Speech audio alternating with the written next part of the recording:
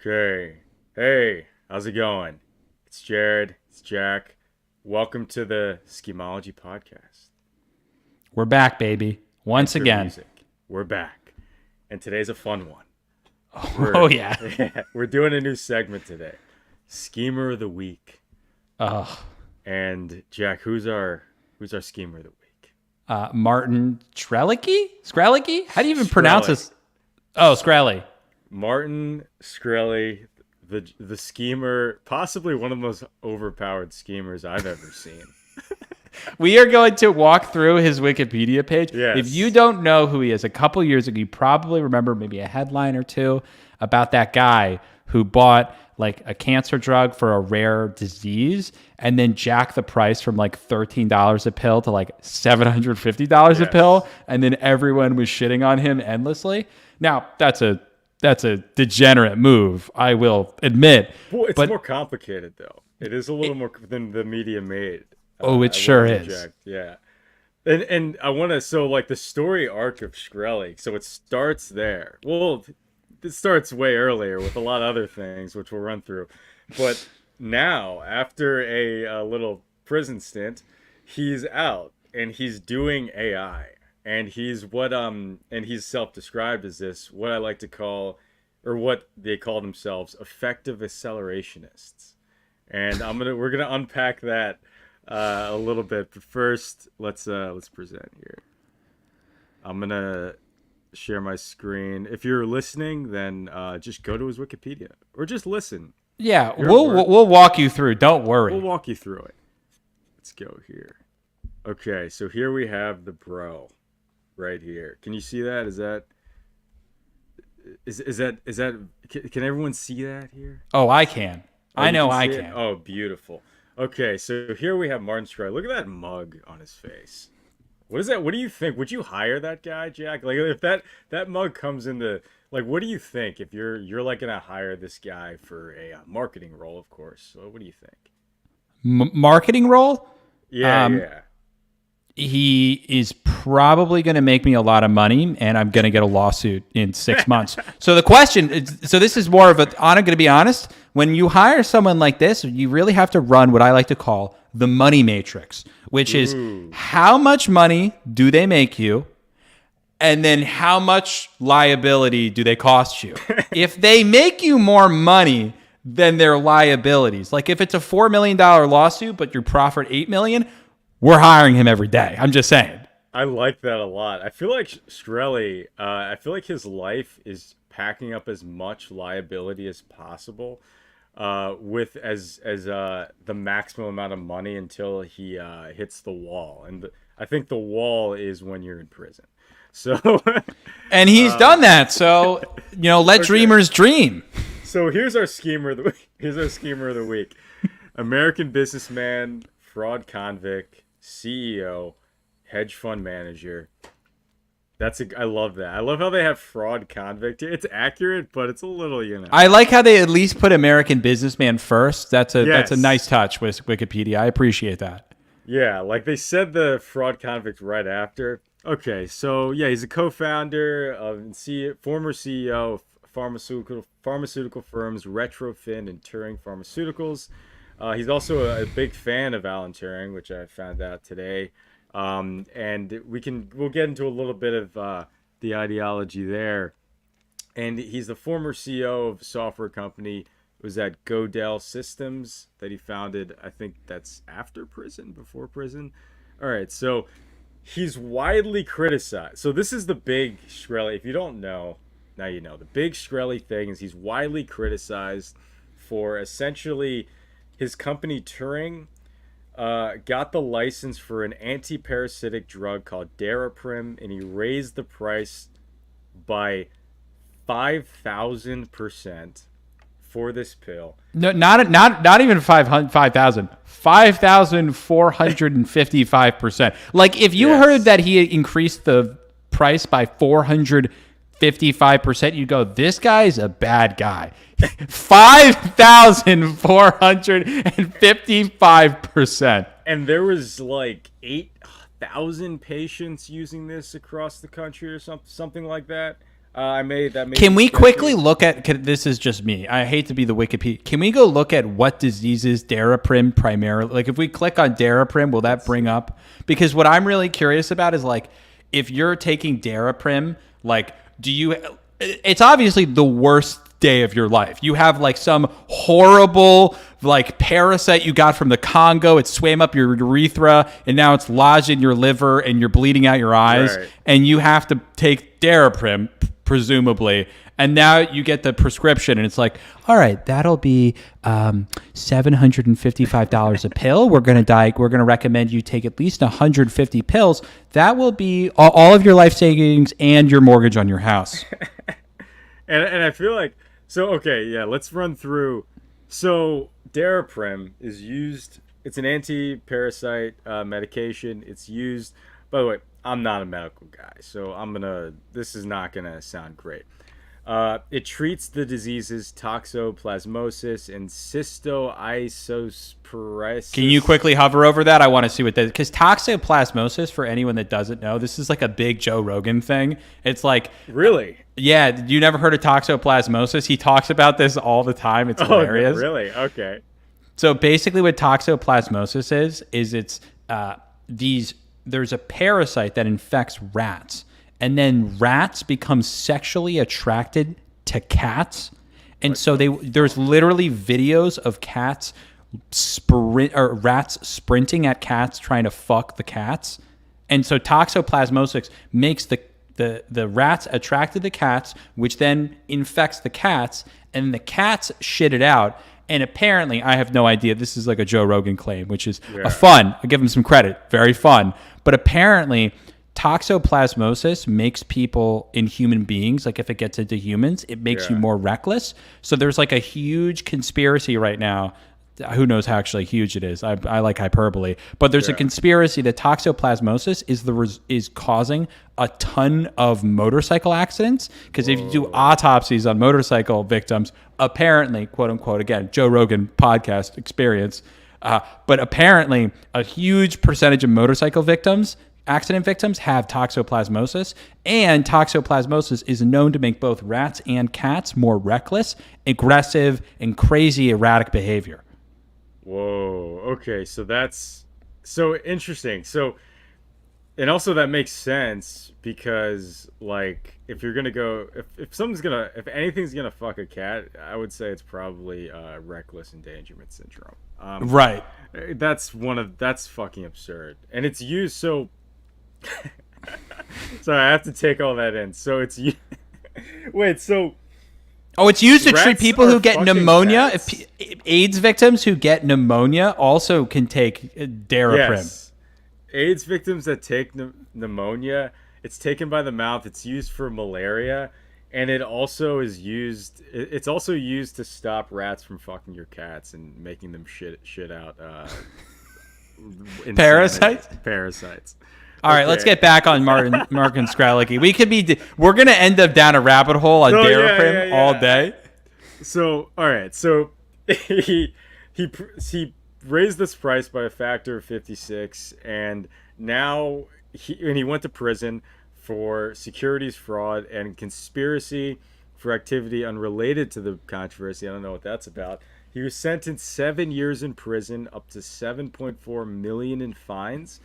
And in the civil case, he was fined $64 million to repay "quote unquote" victims.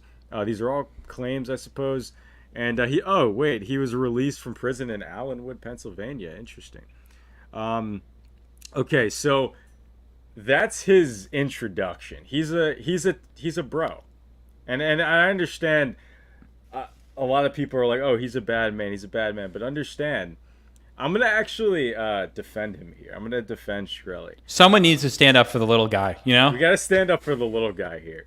So when he rose, his argument for raising the price is not because it was like it wasn't like, okay, like fuck these people, like I'm gonna get. I mean, it might have been this, but I'm gonna get as much money as I can.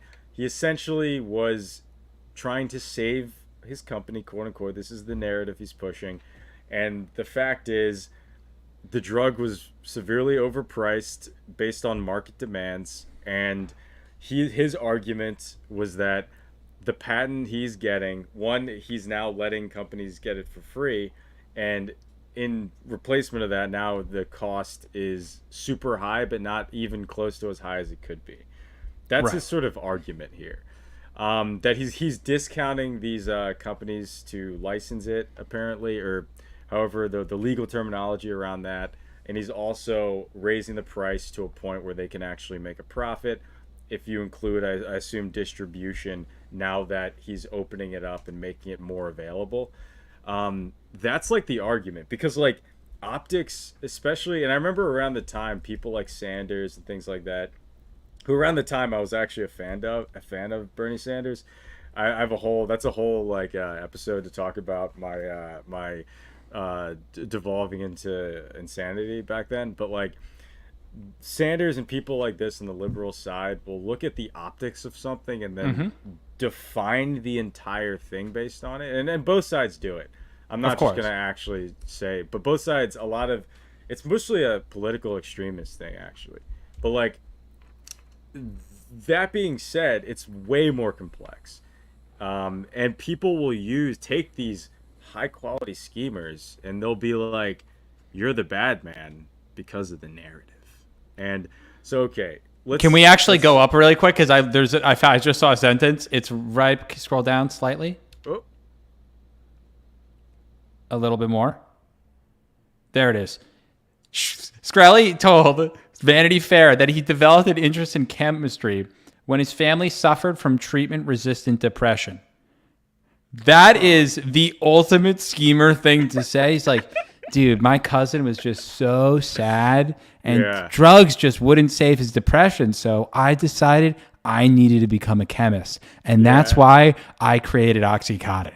yeah. No, like the top schemers always have I just defended him, but I'm not playing any sides here. The reality is the top schemers will always have some sob story that's like they had to scheme because like some familial thing that traumatized them.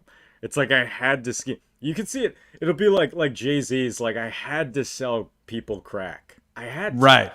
Like it's like there's always a victim narrative between the top schemers. There's always a victim narrative. Well, There's that's an always elite one. level. If playing the victim card is an elite level scheme, that's Yeah. it's one of the easiest and most common schemes, but it always works. We live, especially now, we live in a victim mentality. People really Yeah. like victimhood, and it's like advertised and politicized and all that. It's a great thing to lean on because you can get very far playing the victim card. And also, if you play victim long enough, you get a little subculture of victims that you can sell to. That's what happens with like the whole like working class sentiment in like the socialist communist side is you get people like it's like, oh, we're all victims because we're not getting paid enough. And then you get the guys, oh, I forgot this one guy's name, but you get like the Twitter influencer types that are like, I'm gonna sell a book on why like being working class is like, or why like we need communism in America, and then they become a millionaire and then like sell out or something.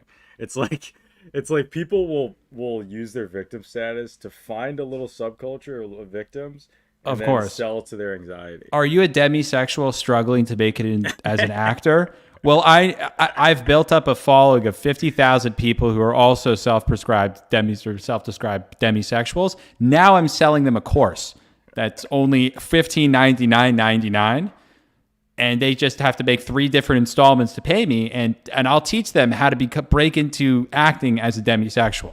And when you said $15.99.99, you meant like $159,000. Yes, exactly. I meant that it's basically the same price as NYU. I actually, quick story here. I knew, so I'm a fundraising coach. That's I'm shilling my own course. So like, listen, go. I'm no better than anyone here, but Stay alive. I did come across a course a couple of times of there's a lot of people, especially in like the minority founder community. There's a bunch of like fundraising coaches who've raised like $500,000 ever from like the worst investors ever, Yeah. who are like, let me teach you as like a black woman how to raise capital. And it's like, There's a lot of people teaching like a lot of those people out there that are like, I fucking raised, $1 million, and it's like $1 million from like literally like not Silicon Valley investors, like pure demons, like just the worst of the worst scum investors ever. Yeah. And they're like, let me teach you how to raise money. And they are the worst courses ever, but they're using like the victim card or whatever to sell tickets, and they have no fucking clue what they're talking about. They're not experts. Whenever someone's like, "Oh, because of how you were born, you're in this position, and I'm now going to like specifically teach you how to like get out of your fucked up situation," they're typically selling you something that's very cheap and bad, and like it's not like that strategy of marketing of getting someone who's like quote unquote victimized. It's never a good product, because if it was a good product, they wouldn't be trying to sell to you. I promise you. The best products are sold to people that are in a position of power, like that are like people that are like specifically catering to business owners, to people with like a lot of discernment on their decisions. Well, they have a problem, and then you come to them and say, "Hey, I've problem. solved your problem." They're like, "Great, here's money for my problem." Oh yeah. All right, exactly. Getting back into it. Let's do it. Right. So Shkreli, he has this dream of being this like chemist, business, like medical guy who's gonna kind of like use his skill sets in the and what's his first step? His realm. So he's worried about his family member who has depression. So what's his first move? A logical next step? He decides that he's going to go work at a hedge fund, like everyone that wants to go solve depression for their family members. And okay, so he makes a prediction where he recommended short selling this stock for this pharmaceutical business that's testing some weight loss drug, doesn't matter. When the price drops, the hedge fund he's working at profited, and he gets attention for the first time doing this from the SEC, and they investigate his knowledge about the stock. And this is the first time they try to investigate whether or not he's doing something shady. And this is, I think that was, I don't know when that was. It seems pretty early in his career. And he's working as like a financial analyst at, what is this, Intrepid Capital. He starts his first hedge fund in 2006. How old was he then? Oh, wow. At 23, he starts his own hedge fund, which is what you do when you're trying to heal the world.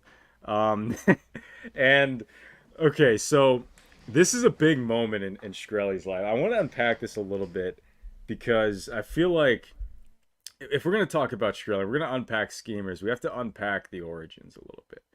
So in 2007, the Lehman Brothers sue his business for failing to cover a put option. Hopefully all you schemers are aware of that after you all bought Robinhood the past few years and lost all your money. It's a put option. So he bet the wrong way on a broad market decline. The stocks rose. He didn't have the money to cover his losses, and he gets sued by the Lehman Brothers. So what happens is, this is 2007. They won the ruling, and Lehman Brothers collapsed before they can collect. And that's awesome. I mean, when I read that, I was like, that's actually really cool. Like, fuck Lehman Brothers. And they're gonna like try to like destroy this little hedge fund who didn't cover something. And then before they probably would destroy his business for making that claim, they just like tank because the economy tanks. I personally think that's awesome. It's pretty great. Also, let me just explain. For anyone who's watching video, my computer was literally like about to die. The outlet I was using wasn't working, so I had to go fix that. But I also agree that is a legendary move. It's also just like, it's the perfect story for a schemer, because every schemer needs luck for their story. You know? Yeah. None of us we all need luck along the journey. And what luck to be the company that you fucked over goes bankrupt, so they can't get the millions of dollars that you owe them back. That is fantastic. And for me, I'm like, dude, like if that happened to me, especially, what is he like? He's like 24 when that happens. If that happens to me then, I'm like, I can do anything. I'm awesome. And then that's like, and I feel like I see in his journey a dude with a ton of confidence, and there's a lot of power behind that. I have a lot of respect for Shkreli here because you can tell he just fucking goes. And I don't know morally how he is or whatever. I can't make any claims. It doesn't seem great. I'll put it that way. He's a hell of a schemer, but it doesn't seem like you should trust him with your wallet. I wouldn't trust him with 20. That's how I judge people, is would I trust them with 20? Like if I had to give them $20, would I trust them to give it back to me within whatever time frame? I wouldn't trust them with $20. No. But is if there's some people where you just want to see their ride. Of course, he's so fun. He's so fun to watch. I mean, 100%. Even I can't wait to get into his most recent scheme after we get through this glorious Wikipedia. But it's just you need people in, like, you know, we seem to ignore the fact that some people are more fun than others. That doesn't mean, again, no value judgments here. Not saying he's a good guy, but like, do you know how many good people are just boring? I don't want to hear about some boring fuck. Like, what the fuck is Pharrell doing? I don't care. Who cares? He's dancing on a stage. Whatever. This guy is scamming Lehman Brothers? Tell me more. Dude. And also, and this is incredible. So it's like, all right, so this is a few years later after the Lehman Brothers incident. He founds Retrofin, which is a company that is a portfolio company with like a biotech portfolio company that for around treating rare diseases. Okay, so he's always doing this like biomedical, pharmaceutical angle with all of his financial businesses. And the board decided to replace him after a few years. He resigns, and he's replaced by some schmuck. And during his tenure as CEO, the company's employees use alias Twitter accounts to make gangster rap jokes and encourage short selling of other biotech stocks.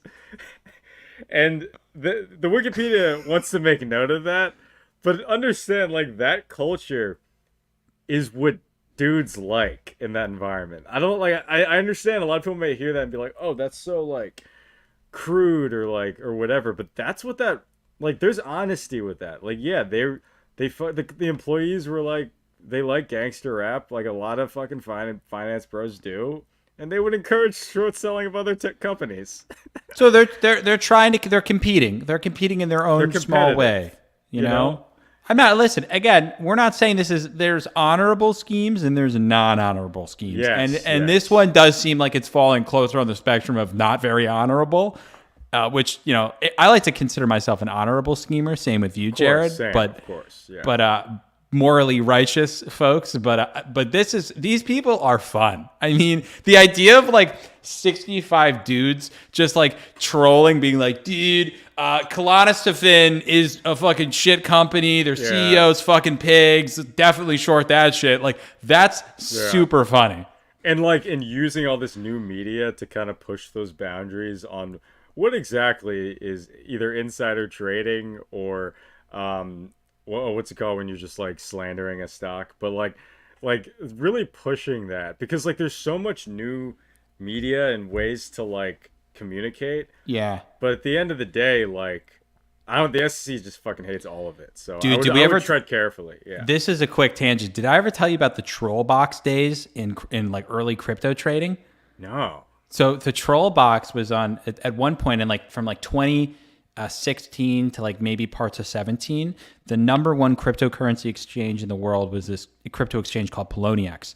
And on Poloniex' website, like integrated next to all of the charts, the places you would make your trades, was something called the troll box, which was an anonymous chat room where all the traders on the site could post whatever they wanted. And so people would just be in there being like, game credits is going to the moon, like Ethereum's in the trash. Like, it is people just, and the crazy thing is like, it's literally manipulation. Like, I'm not saying this is a good, but like, we used to have members of our people would go in part of Discords or Slack channels, and they would go onto the troll box and just shill whatever coin they wanted, and the coins would literally pump because you had direct access to thousands upon thousands of eyeballs. Many of them had millions of dollars on this exchange and would pump the price of these altcoins. It would literally make people millions of dollars. And this website and by the way, there wasn't any like regulations by the SEC,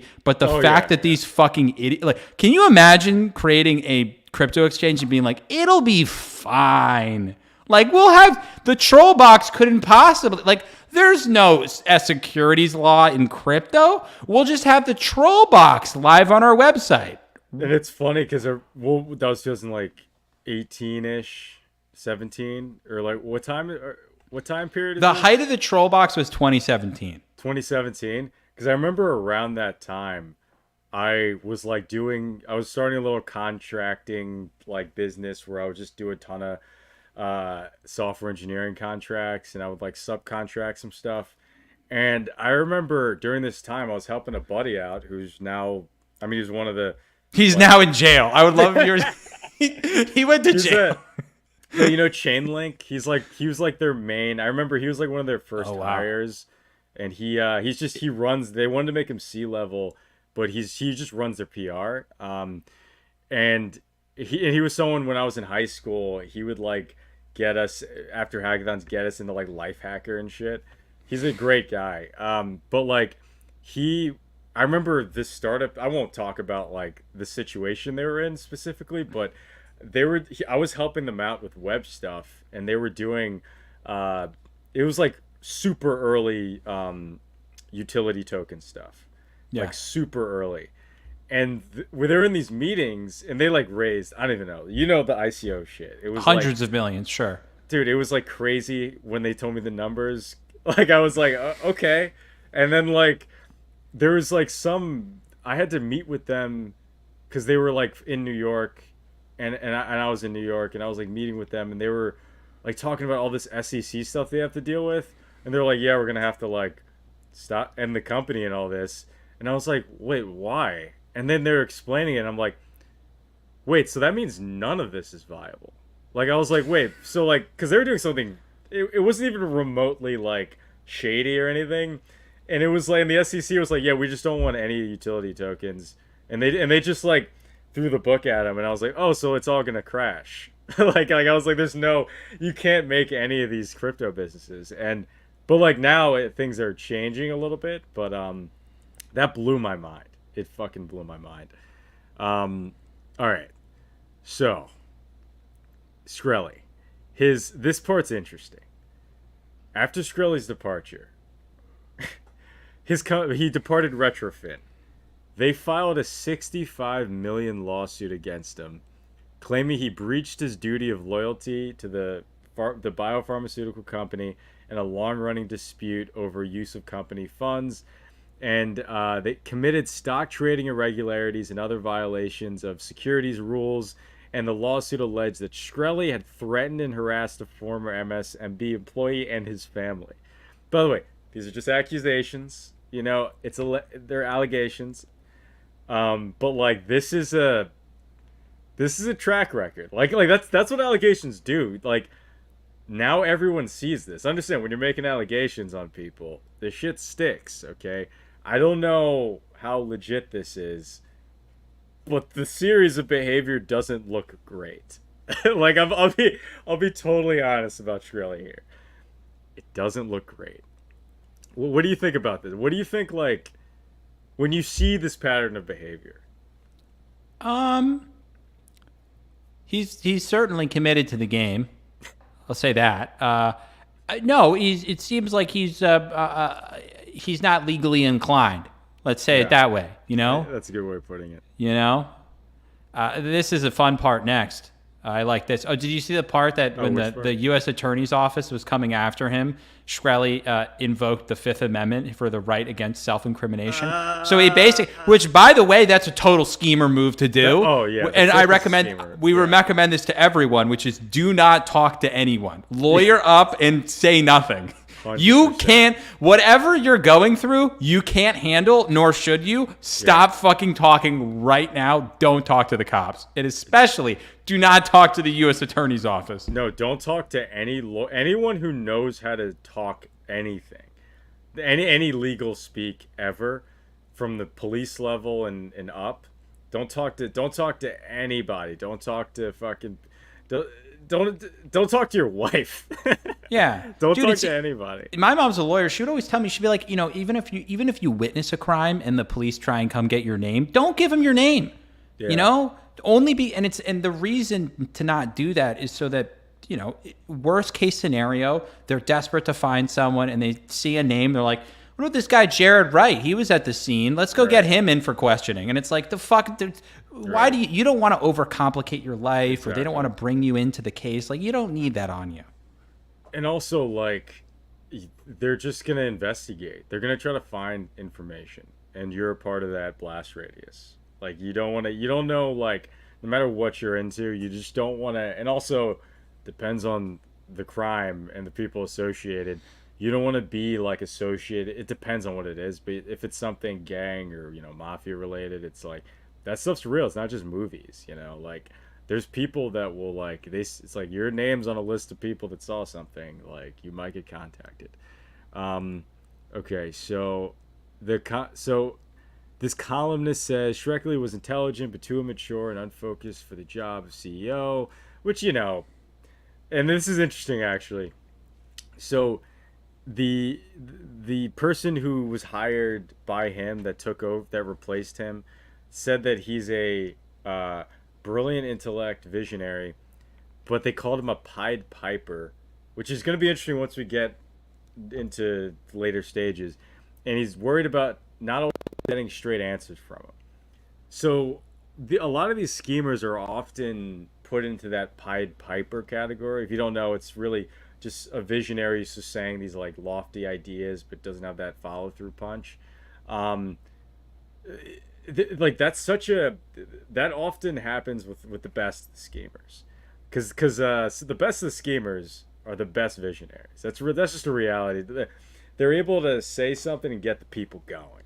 Well, that's the And whole thing with yeah, scheming. The whole idea of scheming, we'll say this time and time again. It's like you've envisioned something, you're currently nowhere, and you have to go and you have a vision, and you have to go make the vision happen. But you currently have no resources, nothing. You have to go from nothing to your vision. That's yeah. the essence of a good scheme. And I'm actually gonna defend Shkreli again here, and I'm not taking sides, but I see something here that a lot of people may not understand. That so this is a guy. The guy who said that about him is a guy that he initially hired at his company that he started. Right. So Shkreli started a company and hired a guy. When he leaves and the company kind of boots him out, I'm guessing this guy replaces him as CEO and now is in charge of a supposedly powerful enough company to sue someone for $65 million. And he's referring to this guy that hired him as a Pied Piper. I find that interesting. I think that's a little interesting. I That think is that's a interesting. little like it's like we could shit on Shkreli a lot, but also like so there's always snakes in the grass. I'll put it like that. All right, so this is the big point, and we'll get into. So now we're getting into. He founds Turing Pharmaceuticals after his departure from Retrofin, and they launch with three drugs, which one is a version of ketamine for depression. I don't know. That doesn't sound great. I don't know much about the medical side. I don't know why you would need that. I know a lot of people that like to take ketamine nasally. Yeah, I know a lot of people that take ketamine. They're not depressed at all. No. Um, so an intranasal version of oxytocin, okay, and then a drug for hypertension. And so that's what they start out with, that fleet of products. And they have a business strategy where they obtain out of patient licenses for medicines. They reevaluate the pricing and a windfall of profits for the new company. And then oh wait, and then they reevaluate the pricing of each in pursuit of a windfall profits for the new company without the need to develop and bring its own drugs to market. So they find drugs and then they reprice them to make money. Okay, they find drugs that are priced improperly, probably so low that they don't have market value, which is a thing, and then they reprice them and find probably a new market that they can sell this to. That's just how the world is. And I get, like, it's not, I don't engage in this stuff but that's just how stuff is. So Turing calculated that with closed distribution for the product and no competition, it could set high prices. So also, this is Wikipedia, so they muddy things a little bit. So we talked about the Daraprim price hike. Uh, a lot of we don't have to go through. I think a lot of people understand that they priced a drug that's useful for a lot of people in precarious situations higher. Um, I'm not an expert on it, but it didn't seem as shady as the media said. Doesn't seem like a great idea to do, but I think in general, like the medical world has a ton of so many businesses that are probably shaming his business of doing this, do this, but they don't get caught. It's just a shady business anyway. Okay. Fast Yeah, but like, forward. what do you think BlackRock's doing? Right, Like, right. it's funny.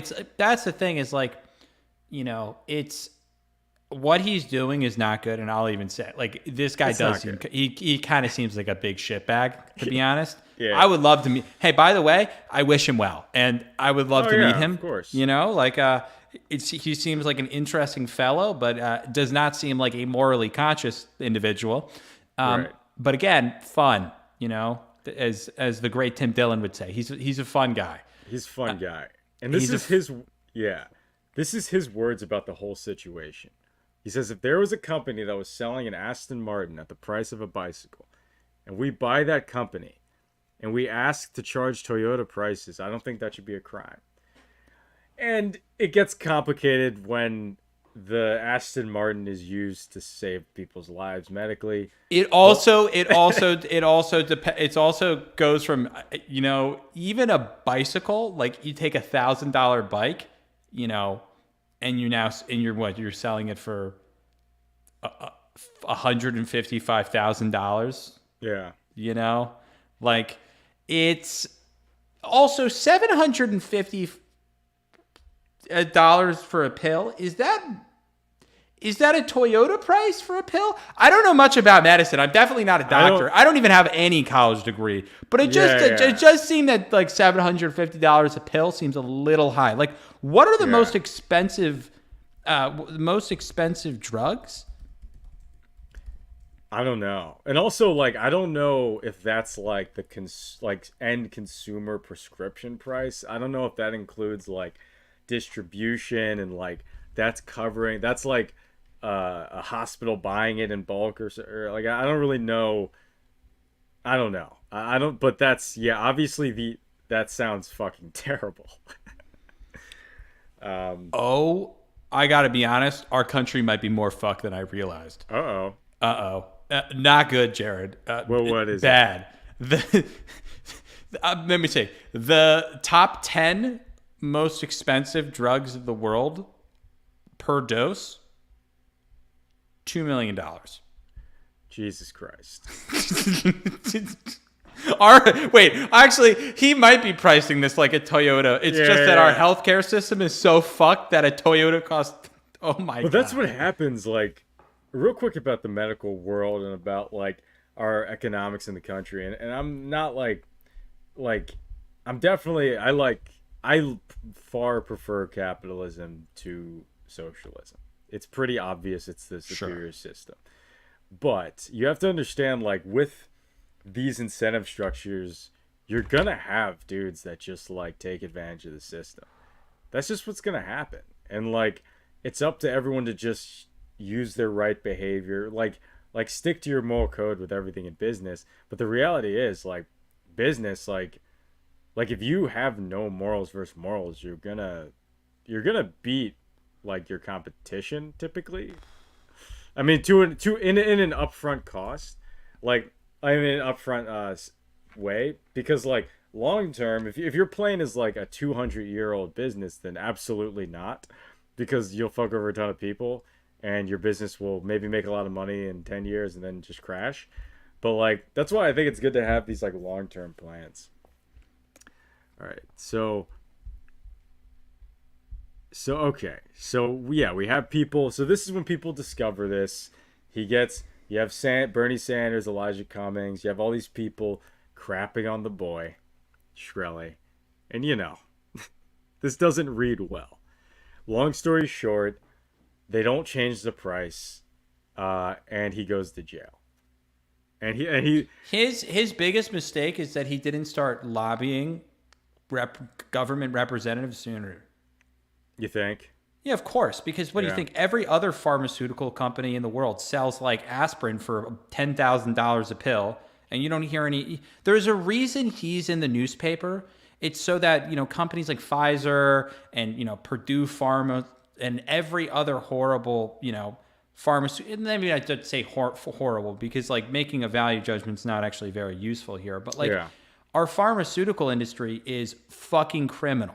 Literally fucking criminal. It is. And It and the really is. reason is, and maybe this is actually a good point to talk about why they're so fucked up. And it all comes down to incentives. I was ranting in the car to myself the other day, which is what I do. I scream at the car as if there's someone in the car disagreeing with me, except I've no had one's those there. moments. Yeah. And what I was yelling about was like the reason that like, let's take Pfizer for example, right? Like Pfizer has had many cases where they produce drugs which literally cause the deaths of tens of thousands of people. And on top of that, Pfizer kind of knew that could happen. Yeah. Now, the reason that they decided to produce the drug anyway and ship it is because they could get away with it. They had bought and paid our congressmen and women for the last 50 fucking years, and the incentives are structured in such a way that if you say you invest $1 billion in a drug that's supposed to, and this is a case, I forget the name of it, but Pfizer had produced a drug for a pain medication. It was meant for like knee pain, but they knew that it would cause like blood clotting or something bad that would cause adverse reactions in some portion of the people that took it and kill them. The worst part is they also knew that medication was not needed. Like there was many other pain medications for knee surgery that worked even better and were very effective, well priced, and universally accepted as safe on the market. But Pfizer had already invested $1 billion or whatever enormous amount of money it was in producing this drug. And they realized that even if they did kill a bunch of people, worst case, they have to pay a couple $100 million in fines. Yeah. So that's like, okay, so we invest $1 billion, we profit $5 billion, and worst case, we have to pay $2 billion. Right. So we're still left with $2 billion worth of profit.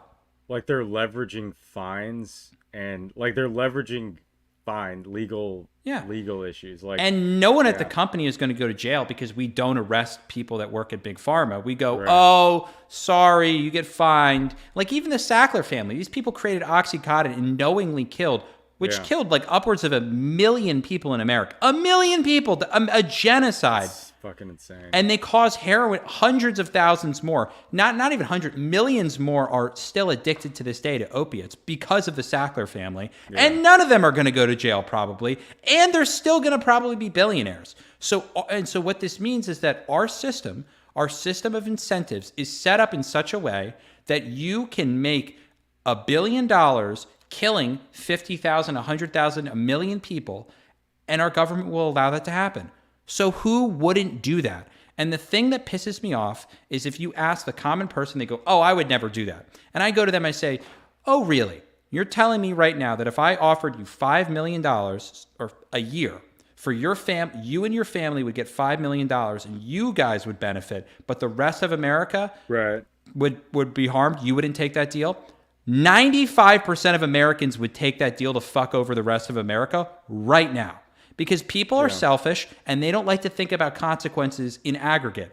Our biology is meant to think about small groups, hunter-gatherer groups of people. We can't extrapolate and think about the millions, billions of other people on the planet. We literally can't. So we are literally willing to fuck over 1 billion other people just for our own financial gain of like $100,000. Do you know how many people would literally see 1 billion people on the planet get murdered just so they could make $1 million? And also another thing, and this is what pulled me out of my like 20-year-old like leftist ideology. This is really what pulled me out of that like thinking, oh, maybe like we could have like the government control labor and things like that, is a lot of like people really severely underestimate how their perception of owners and people in owner classes and how much they damage they do, and their ability to posture morally. And the reality is, you have low risk tolerance, and because you have low risk tolerance, you don't take on a lot of ownership.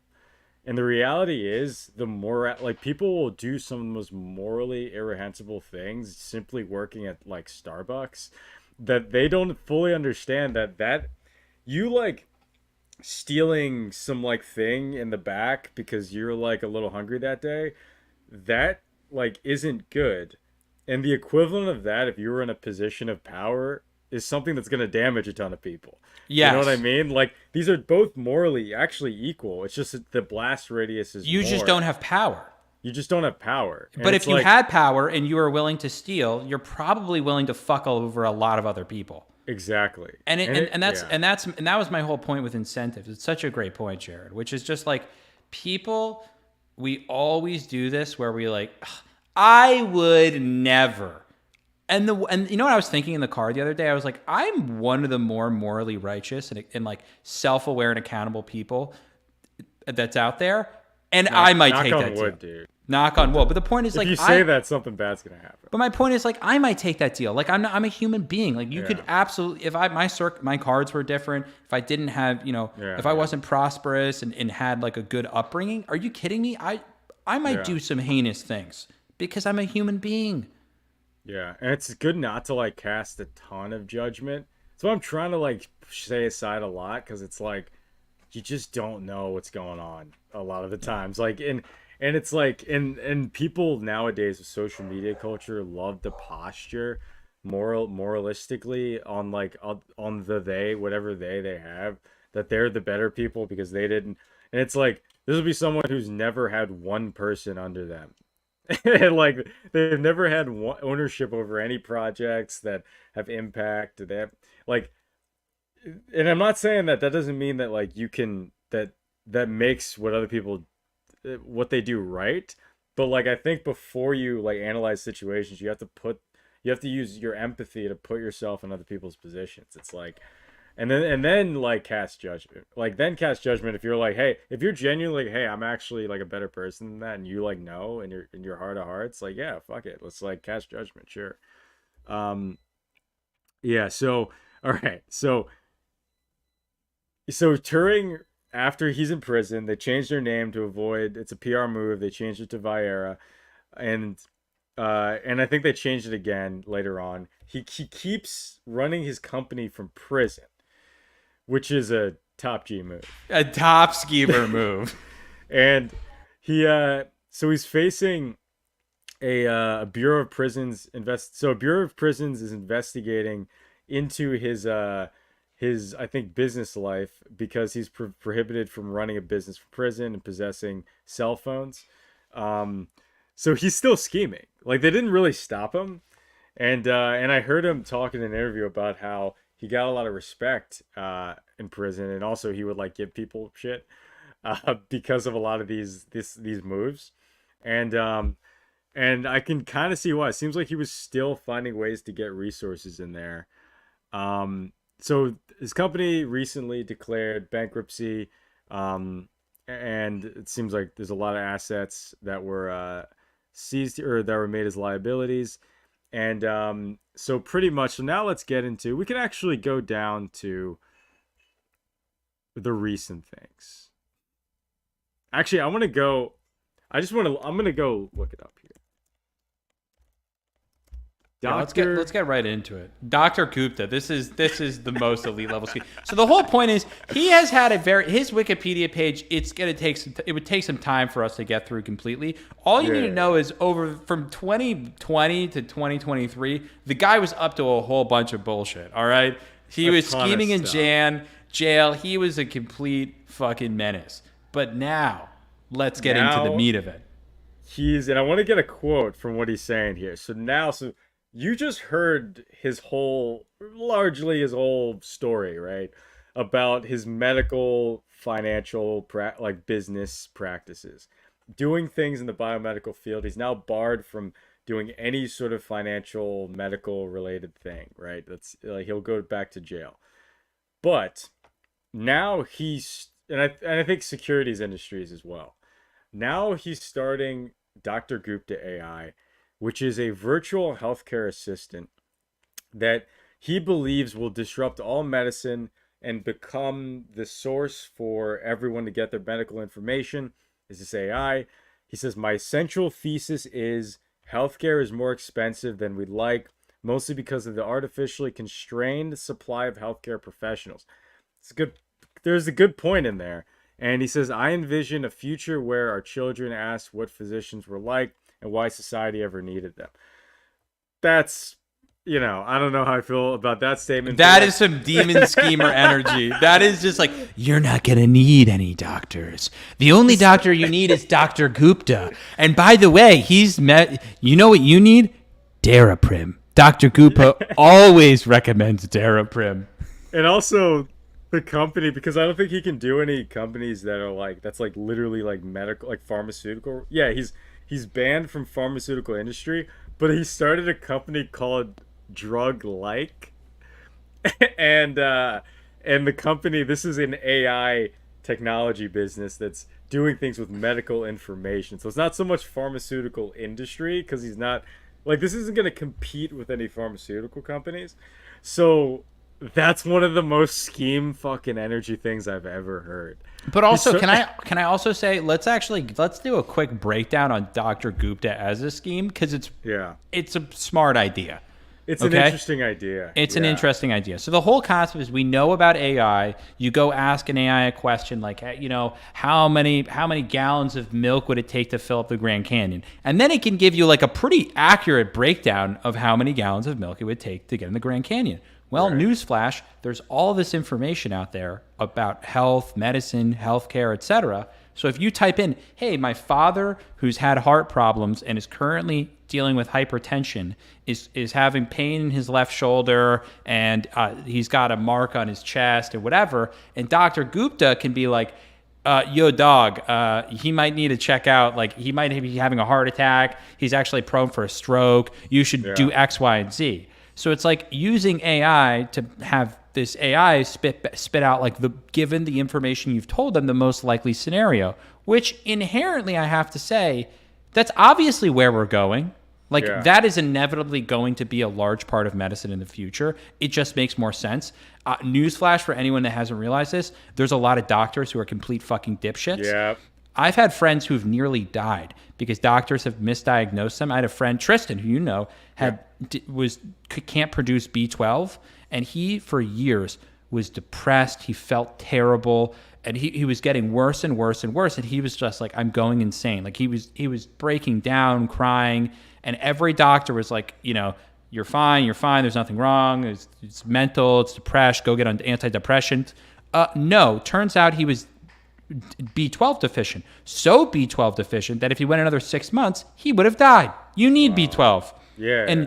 And he was misdiagnosed for years. And he had to go through his own medical records until he found the B12 thing, went to a different doctor who was like, oh my God. Yeah. Let's get you a shot right now, buddy. It's cheap, effective, and you'll feel better.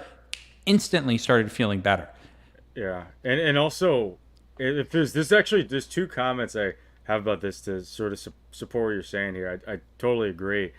One, first off, if you learned anything from my AI videos where I build AIs, I fine tune models, and all that stuff, is that when you focus on a specific problem and data set and a space of reasoning, you get to focus and make a more powerful model. That's just true. Like the general model, the ChatGPTs that learn about everything, and then they get like this that whole AGI concept, where it'll just be able to figure everything out and reason any piece of information.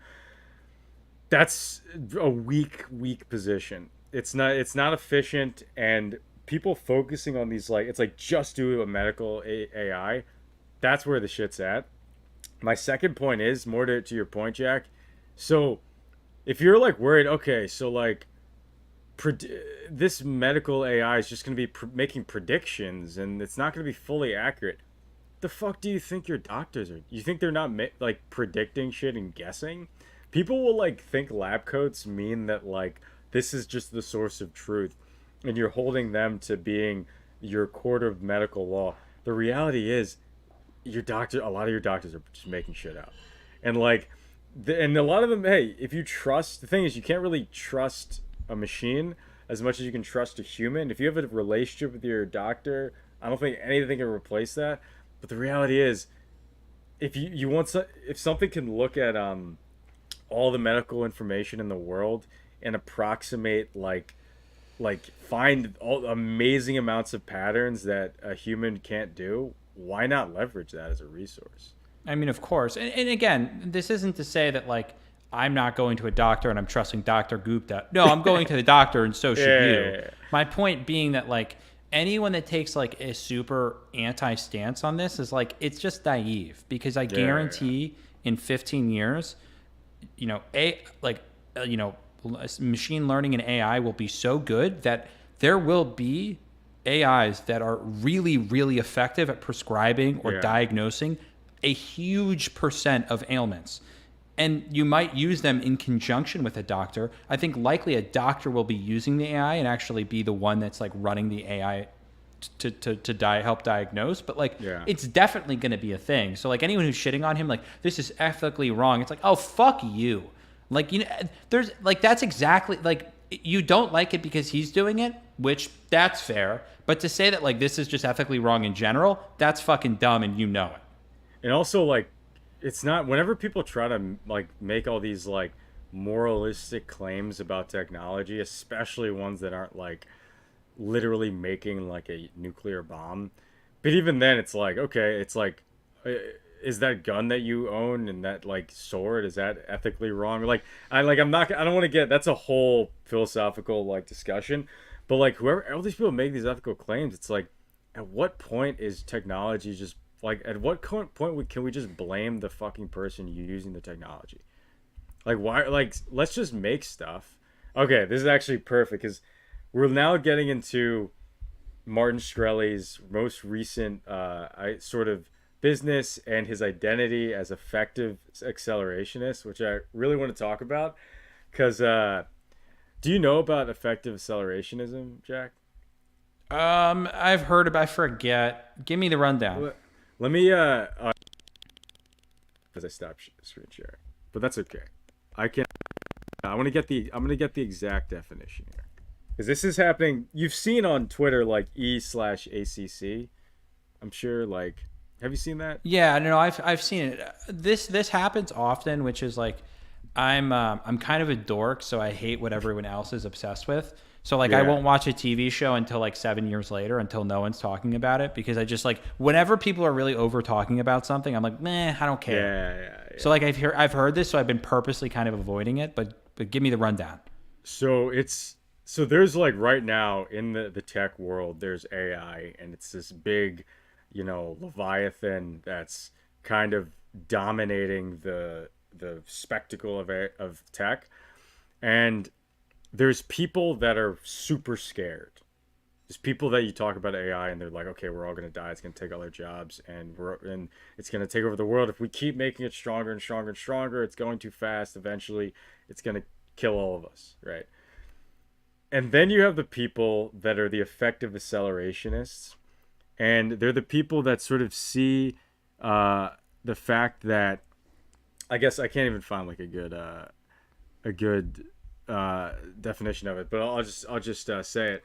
So like, there are people that they have a very positive view in which they believe that if we just keep pushing this forward, that we're eventually going to get into a situation that of this AI utopia where it solves all our problems and it makes it so we never have to like work again, and we use it to our benefit rather than using it as like something that's gonna kill us. It's essentially this techno capital singularity idea where it's like, it's just gonna like give us so much excess resources if we push AI to its extreme, and that it's gonna be, this is like, has to happen, and it's gonna make it's gonna lead us to a next level of consciousness almost.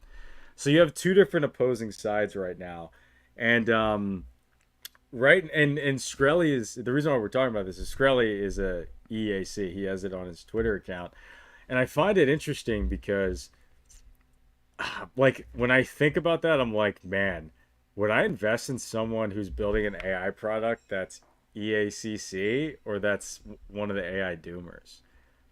Probably the EACC guy. Like, I don't fully agree it's going to lead to utopia, but it's like, You have to optimists make businesses and make money. Pessimists don't really make money, yeah, generally speaking.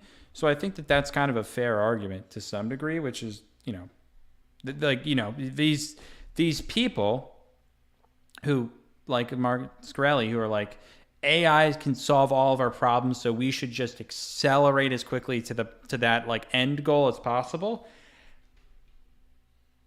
That kind of removes the human equation, which is like at any point someone could go boop nuke, like yeah, let's go invade fucking Iran. Woo! Like yeah, people unless AI can literally subjugate humanity, humanity has the capability of making irrational and decisions that are bad for other groups of people. And unless AI can literally come in and physically stop people from hurting one another, which, by the way, that's Terminator, Skynet, like, that's bad. I don't really want to live in a world where like a robot can be like, stop saying mean things to Jared. Like, I don't really like that reality. yeah. You can go choose to live in that. I'm going to go move into the woods. But Yeah. I just, anyone who takes either of, like, I see his point, which is like, if technology does make it further enough and we don't kill ourselves, like, what will the world look like in 300 years if we stay on the course of technological advancement that we're on? Yeah. We may solve a lot of disease. Human life expectancy may go to like 150 plus. Like, lots of things like that may happen. But that doesn't remove the human element. And if we still want to maintain control, we're always going to be able to fuck shit up. That's my belief. Yeah. And also, like, this idea that AI, here's what I would actually be worried about in AI. It's not so much like this idea that, like, oh, we're going to have, these like robots that are going to start like developing, being super kinesthetically aware finally and actually move like people. I'm not worried about any of that. I'm more worried about the fact that you're being trained as AI from like Twitter or Meta or Facebook because they're using you, like their whole user base as a brain, and they're seeing, hey, if we move this thing, we can get if we push this narrative out, we can get everyone to buy like soap made of like bugs or something like that. That's more what I think people should worry about. It's like, are you currently AI? Like, are you becoming, because the whole NPC thing I just see as like people slowly becoming AI over time. It's entropy. Yeah, but And you're becoming a low level computer program. yeah, You're not like when Minority Report or like any of these AIs that are like conscious and super advanced and can like solve the God equation. No, you're like, my job is to move butter. Like the classic Rick and Morty thing is I move butter, I take shits, I have sex, I go to bed, and I work at construction and watch, dumb comedy to go to bed at night. Ha ha ha. Like, you're a low level AI. yeah. Like, and I get it. I mean, the fears around it, I get it. Like, if your life is like so based on this system and like you could just be like AI can take over your job in a day, I get being scared. Just don't be a fucking cog. Can I make a quick tangent? Yeah. You remember the guy who was in Bryant Park? They had like talking about how he hangs out in Bryant Park and is like friends with all the drug dealers. Yeah. So apparently he commented in the chat and now he's gone.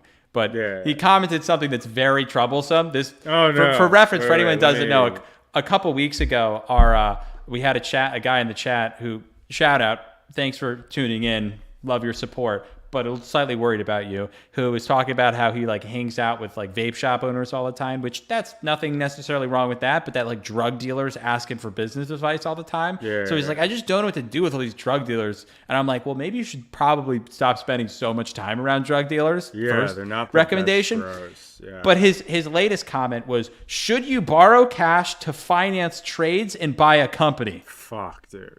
For the love of God, RC, if you're listening to this after, do not do that. You should never take on debt to make trades. Ever. Jesus Christ. Taking on debt to buy a company, like if I were to go, say I was going to go buy like a donut shop and I was going to take on a loan, put down $50,000 and get a loan for $450,000 to buy a donut shop. The donut shop may be cash flowing $300,000 a year. That's a reasonable purchase. You know, I'm taking out a loan to buy something that generates equity. Even if it isn't, you could have the confidence you can get the number higher. You know what I mean? Right. Do not, under any circumstances, I know people who have done this, do not take out money and borrow money to invest in the stock market or cryptocurrency. I know people who are dead now because they did this and then they ruined their lives and they jumped off buildings. I know people who have done that because they took out money to buy crypto or stocks or something like that. It's horrible. Thankfully, you know, God rest their souls, but that is never do that. This is a little thing for you, RC. And then I said this on the Base GPT stream. Because people in the chat were kind of talking about like Sai, who's always in the chat, was like, hey, I have this friend who like is in a lot of debt and wants to get into tech and doesn't know how to like make money in tech and all that. And I was like, and it's like, and someone mentioned something about stocks or something, and I was like, okay, so and all my stockbroker, hedge fund friends all say the same shit. And ever since I was in high school, and all the guys who like, we all do the business competition. I don't know if you had DECA. Did you guys? Yeah. I didn't do it. I wasn't a dork, but yeah. Yeah, it's pretty. I mean, it's like one of the dorkish things you ever fucking see if you go there. Especially the celebration events. I mean, fuck. But so like, but they teach you very early, and this is, I'm telling you, just like, know people in the hedge fund world, because they all have the same mentality, and it's so fucking powerful. And it's like, a lot of people don't have access to this level of knowledge. Never fucking trade in a state of fear and anxiety, ever. Don't make any fucking decisions. You're gonna lose money. As soon as you have fear and anxiety, resources go away from you. That's a nature, it's a primal fucking nature thing. And a lot of this, the stock market, you could say it's gambling. A lot of it's just nature. It's like, it's murders and acquisitions, or murders and executions, right? Yeah. It's genuinely like a blood sport. And when in a blood sport, in any like super violent thing, if you're fucking afraid, you're dead. It's like predators get at you. And when you make that fearful purchase of like, oh, okay, I'm in a certain situation, I need to pay off this debt, I'm going to get into more debt so I can bet on the market to pay off my other debt, and maybe I'll become rich too at the same time. You're thinking in a state of like fear, like you're a bitch. Yes. Like you're, I'm not saying you are, but I'm saying that mentality leads to ruin. It's like, it's a gambler's mindset. You're an addict. Mindset. Yeah. You're an addict. And I say that as someone who's been addicted and been in a gambler's mindset myself and lost a lot of money gambling. It's like when you're emotional and when you're down or whatever, and you decide like, I'm going to double down, or like, maybe I can make it back here. Worst idea you've ever had. Guarantee. It's not going to happen. There's a reason sociopaths and psychopaths are such good finance bros, because they don't have emotions. So they're just making trades based off of logic and reason, and they're removing their emotions. They don't have fear coming into it. And so they're like, okay, well, I'm up 20%, so I'm selling. They're not going, I'm up 20%. Well, what if it goes up to 50%? They're like, no, I said I'd sell at 20, and I'm selling at fucking 20. Yeah. And if it goes up more, like I got lucky on NVIDIA, and I bought NVIDIA, and it went up like 125% from where I bought it. And I sold and took my profits. And then my friend was calling me. He's like, dude, did you see it went up today? It's up another 30%. And I was like, whatever.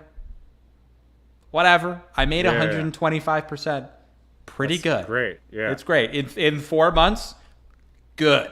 Let's not get greedy here. Like that almost never happens. Be calm. Investments are money that you have. Anything you can afford to lose, that's what you invest. Anything you can afford to lose, please keep it in your bank account and save it Yeah. for when you get hit by a car or you have a medical expense or your dog needs to go to the vet.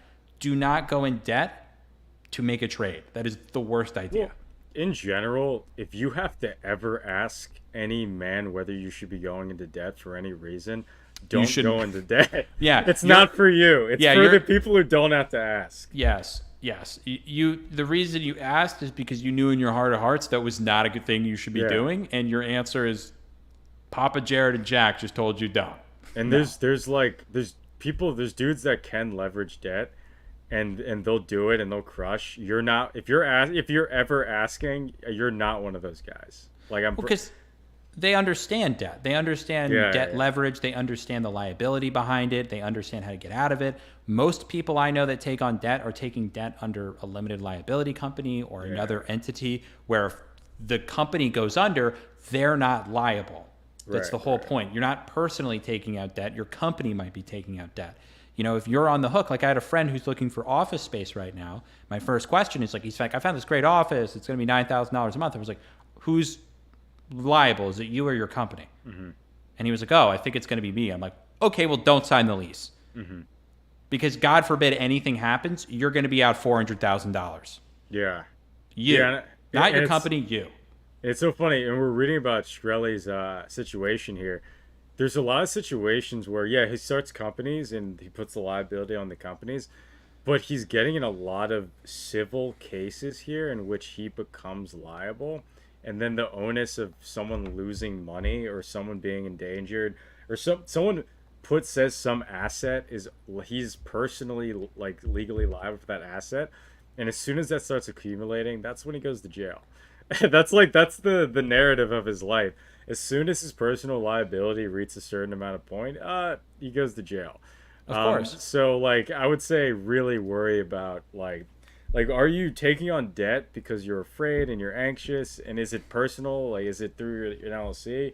Do you have an LLC? Like what's your situation in that regard? Because like you don't want to play these games if you're not like a fucking Yeah. straight up G. If you're not a predator yourself. It's like the story, you know, the story of OJ, the song, obviously. It's a Jay-Z song. Yeah. It's about getting rich. The whole point is like Yeah. he talks about like how the Jews got rich credit and like Yeah. there is something to that. Debt has made a lot of people rich, Yeah. but debt has made 99% of America in crippling financial circumstances. Yeah. Like you should never take on debt for stuff like these people who make money with debt are very careful and smart about how they take on debt. Most people should stay as far away from all debt for their entire lives. They Yeah. should invest wisely in 401ks and Roths and conservatively in the stock market and try and make more money in their job. They should try and make more money. They should not be investing if they don't know what the fuck they're doing. You should have investments. Everyone should, but put it into safe bets. Put it into invest money you can afford to lose, and don't over leverage yourself. Debt has destroyed America.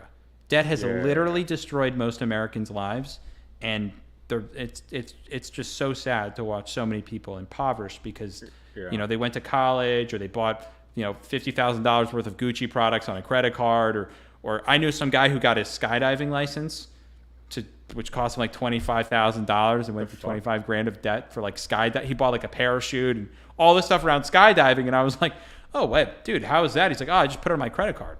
And I was like, Jesus Christ. what? Yeah. And also like if you feel like you're like, oh, should I get in debt or not? It's like, do you have a high risk tolerance? Like really like ask yourself, do you have a high risk tolerance? Do you have dependence? If you don't have dependence, are you a highly anxious person? Like, do you scare easy when it comes to finances?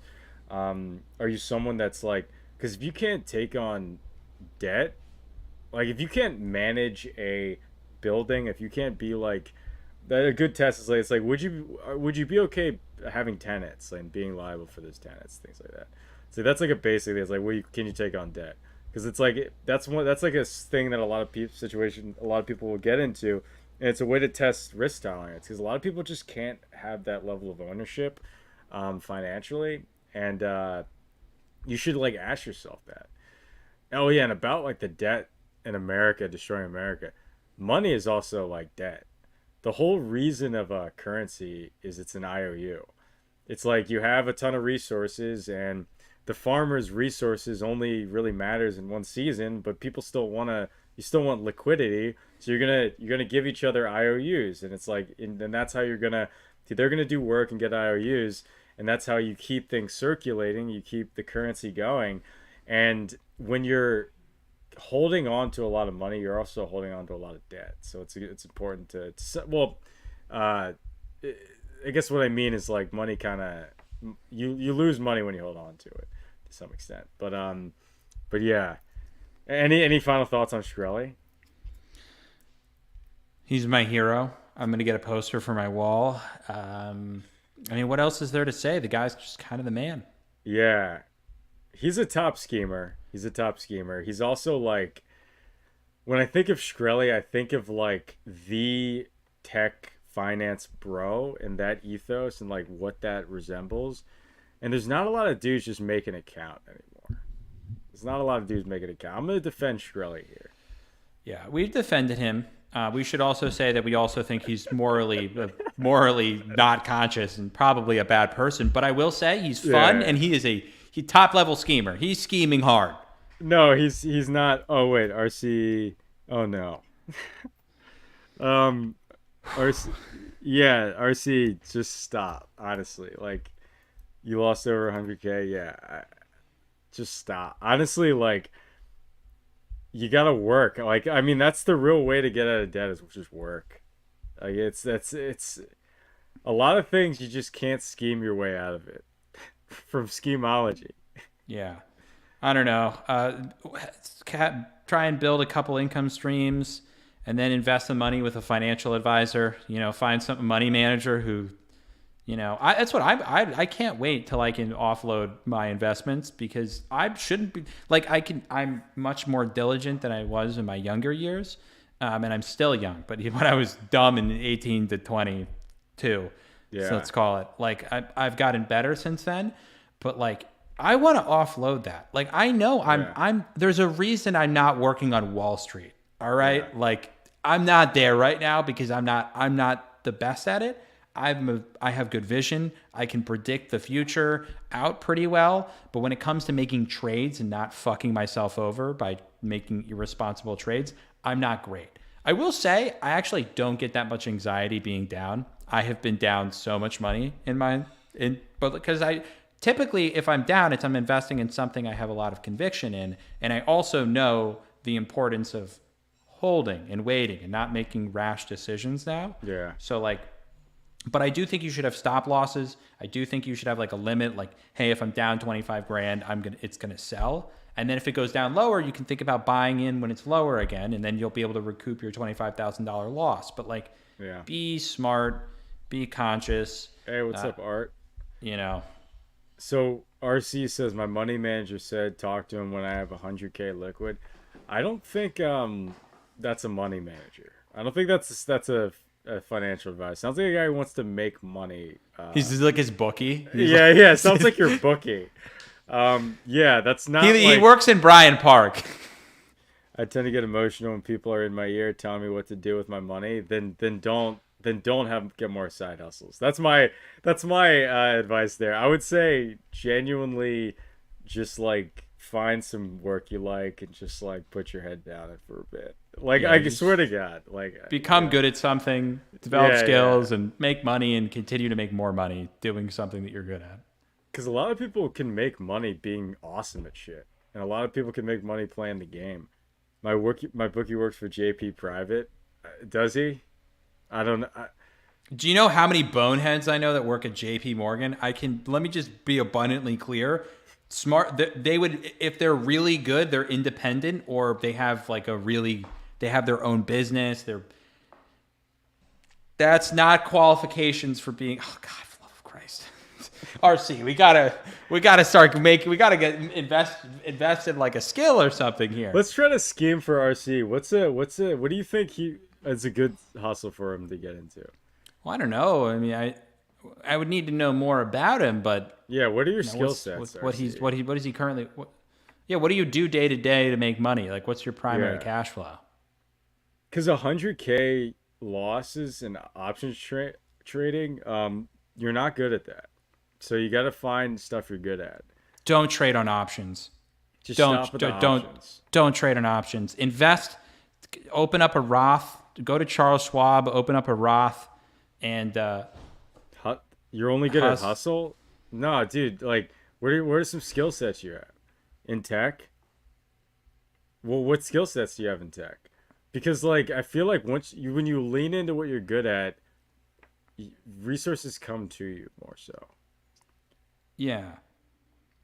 Like, what do you think? Like, for someone like RC who's down 100K, they don't have high risk tolerance. Like, what do you think's good advice for them?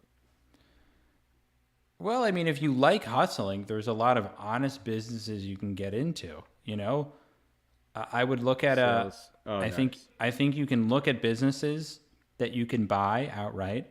There's a lot of websites where you can buy businesses online. You can look at those businesses and looking for a business that have good cash flow, that aren't too expensive, that don't have crazy PE ratios, Yeah. and then look for partners who could help you go in on those businesses to buy and improve them. And maybe it's a tech business, maybe it's something in tech. There's a lot of tech businesses you could sell that cash flow a couple $100,000 a year or $1 million a year, or you could buy, a blinds company. You could Yeah. buy, I have a friend who bought an ice cream shop. There are lots of different cash flowing businesses that you can build and then use your skills in tech and marketing and whatever to improve and generate more revenue and improve the margins.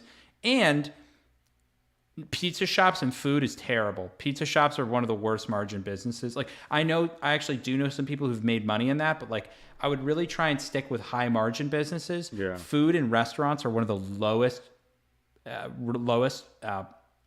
profit margin businesses out there, specifically pizza shops as well, unless it's like a luxury thing or has a really good brand behind it. So I'd want to work on something that, like a blinds company. I had a friend who was looking at a blinds company in Hartford, and the blinds company did like $750,000 a year in revenue. Nails. Well, yeah. I think nail salons. I don't know about that, but I don't know much about them.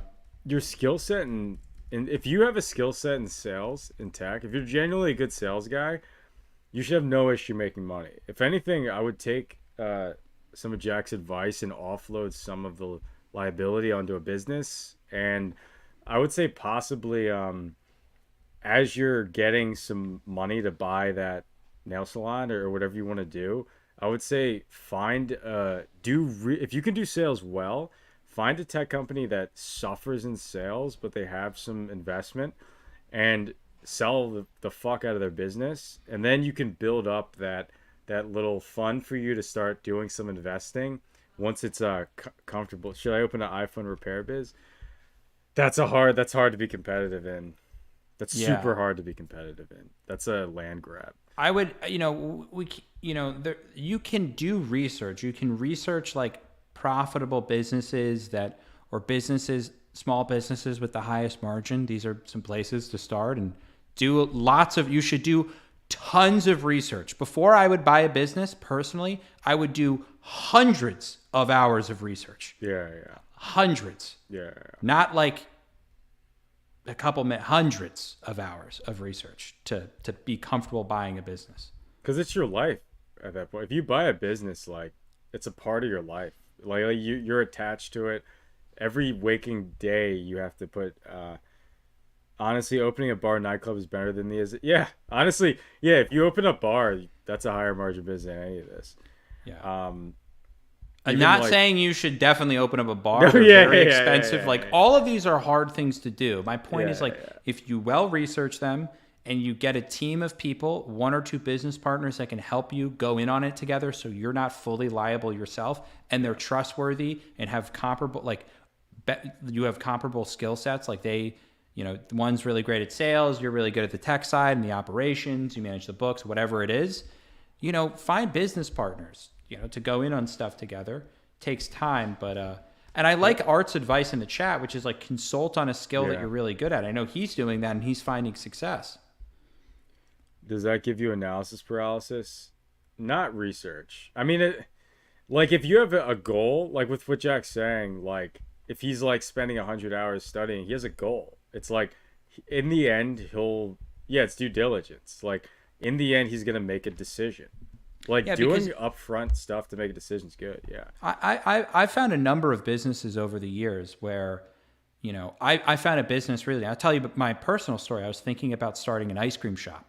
So I mentioned on the podcast before, but I have a family friend who bought an ice cream shop a couple of years ago. It's like a 56-year-old ice cream joint. He's grown it like 10x, 5 to 10x revenue, and it was doing really well.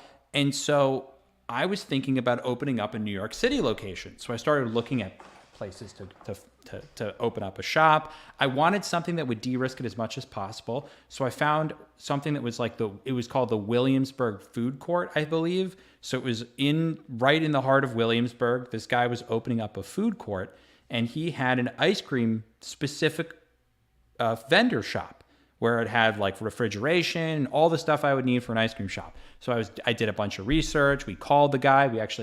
My friend went and visited the location, and we were researching it and going in on it, and guess what happened? He went out of business. Yeah. But had we just gone, like, if we hadn't been doing our due diligence and we hadn't been properly researching it and made a split decision in the first week or two of being like, you know what, seems great, let's go in, we would have lost a bunch of money. Right. But that's why you do due diligence and research, and it fell through. Most businesses, like, let me put it this way. I have a bunch of friends we've been looking at businesses at for a while. We haven't bought a business yet. Most things fall through. Yeah. Most things we get a week or 2 weeks, 3 weeks into research, and my friend gives me a call and goes, yeah, so they're defaulting on, turns out they have like a credit line open, and like it's a horrible idea. Yeah. And then it's like, oh, well, we can't do that. Very few opportunities are good. You have to be patient and you have to wait for the right one. But yeah, And just also, be careful. Do something you're good at. Like Art's sort of pointing that is talking about how his mom spent 200K on this business and they sold it for 60K, so massive losses. And it's something that's a business she didn't know anything about it before, which is fine to not know anything. But like right now, you say that you do web app pen testing and tech. Seems like you've done sales before. Like if you can think of something that you have an aptitude for in that arena, you're having an upfront like value that you're not going to have if you go into nail salons. So it's like that might be good positioning for you to just, even if it may not be as sexy, but it's like would you build a recruit SaaS platform? What do you mean recruit SaaS Like platform? a recruiting platform? For like recruiting people? And what do you mean SaaS? Like I spend money on software for recruiting people? More important than money, most businesses take 1 to 3 years to become successful. Don't waste years pursuing something that doesn't have the best odds. Yeah. If it doesn't, within that first few years, if it doesn't happen, yeah. It's And honestly, also something that you actually are going to be good at and you also care about. yeah. I would say on recruitment, if you're talking about recruitment, RC, recruiting is incredibly profitable. But you could just go and become a recruiter. You need to just be good at talking, good at sales, but recruiters make a ton of money. They do. I've done a couple, like some headhunting and recruiting on the side, passively, and it's something I'd like to do more of. Oh, this is like a dance company. This is like Right. massive. Yeah, I mean, if you could do anything well, like you can do anything that like recruiting jobs like that, like as Jack's saying, like that just has value. Like people are just good at recruiting. It's a skill set. If you get good at recruiting, if you could find one guy a job, I would say think less about the platform and that the tech and the idea of it, and just like figure out how to get someone a job. And if you can figure that out, figure out how to do it better and better and better, and eventually you're gonna have something, right? And maybe it's just you being a recruiter, as Yeah. Jack's saying. I would be very. It looks like RecruitJet is probably just mostly a recruiting firm, which makes sense. If Yeah. you know lots of people looking for jobs, and you know lots of companies that are trying to hire, you might be able to become a recruiter, and you don't need a platform. You can just go be. You could be a recruiter on your own. I know headhunters and recruiters that make $400, $500, $2 million a year recruiting, because you can make 25 to 30% of someone's starting salary as a recruiter. And if you do tech recruiting, and you place someone at a $200,000 a year job, you might be able to make 25 to 50 grand off the pop just by placing them at that job. And it's like, and if you know, but you gotta know if you can play that game well. Yeah. And if you like that game. Like, if Exactly. you like it, then yeah. Like, Jared and I might be good candidates. We may not want to do it. We might be good candidates at doing that because we've been in tech. We know a lot of people.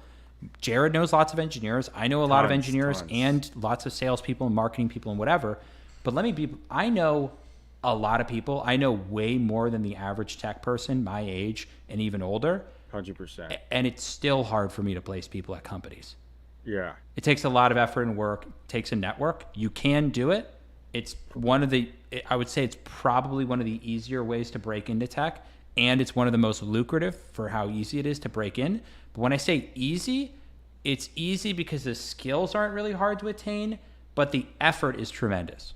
Yeah. And right now, part of my scheme with all this is developing a brand, like getting like the YouTube and like getting a community.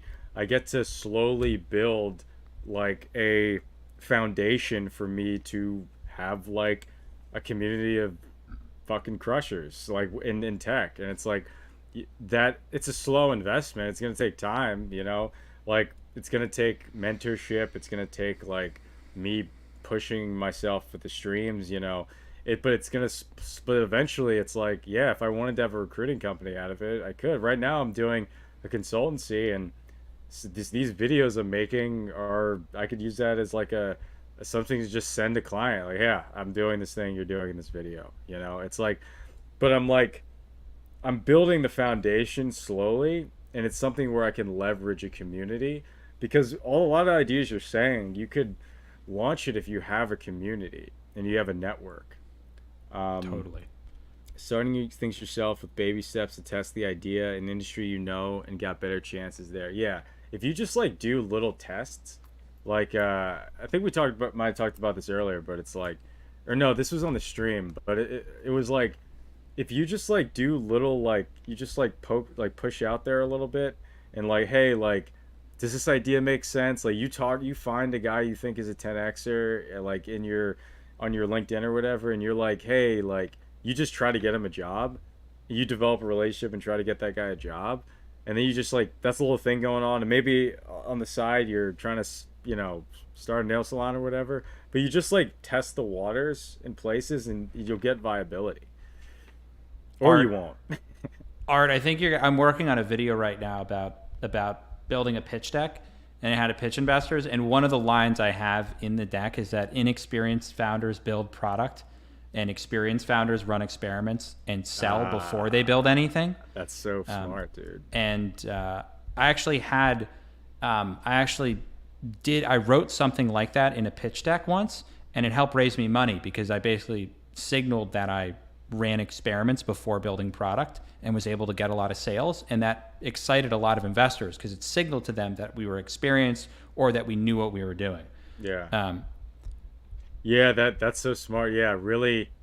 Because like some people, it's like the dumb, that meme where it's like you're like not even smart, and then progressively it's like you're like so smart. Like the first thing is you don't even think about product, you just think about either technology or some tertiary thing.